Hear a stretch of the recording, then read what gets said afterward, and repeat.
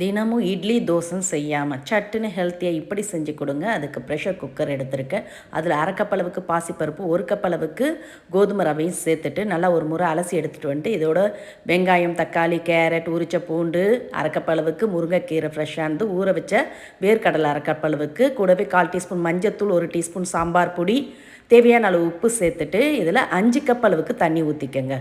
அரை கப் பாசிப்பருப்பு, 1 கப் கோதுமை ரவை எடுத்தோம். அதே கப்பால் 5 கப் அளவுக்கு தண்ணீர் ஊற்றி ப்ரெஷர் குக்கரை மூடி ஒரு 3லேருந்து 4 விசில் வந்த பிறகு அடுப்பை ஆஃப் பண்ணிவிட்டு ப்ரெஷர் பூரா இறங்கினதும் திறந்து இது மாதிரி நல்லா ஒரு முறை மசிச்சு விட்டு இதில் 1 கப் அளவுக்கு எக்ஸ்ட்ரா சுடு தண்ணீர் ஊற்றி நல்லா கலந்து விடுங்க. இப்போ இவங்களோட சேர்க்கறதுக்கு தாளிப்பு ரெடி பண்ணி ஊற்றிக்குங்க. அதுக்கு 1 டேபிள் ஸ்பூன் நெய் சூடானதும் கொஞ்சம் முந்திரி பருப்பு, சீரகம், கடுகு, பெருங்காயத்தூள், ஃப்ரெஷ்ஷான கருவேப்பிலை சேர்த்து நல்லா பொரிஞ்சதும் எடுத்து ஊற்றி நல்லா கலந்து இதை சுட சுட பரிமாறினீங்கன்னா போதும். 2 கப் எக்ஸ்ட்ரா வாங்கி சாப்பிடுவாங்க. அவ்வளோ சுவையாக அருமையாக இருக்கும்.